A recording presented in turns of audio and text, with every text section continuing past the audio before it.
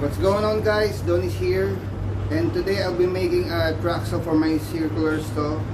And I think this is the most common way, or probably the easiest way to make a track saw. So let's do it.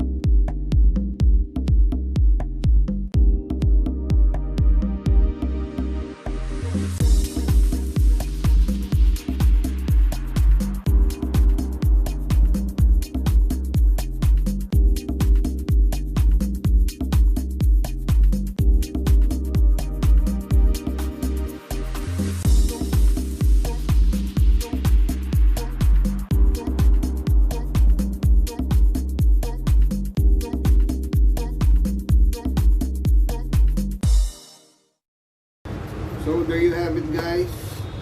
It's a simple and easy way to make a track saw for your circular saw. And it's so easy, I also made this 8-foot long track saw so I can rip the whole sheet of plywood in just one pass. So that was it, and thanks for watching.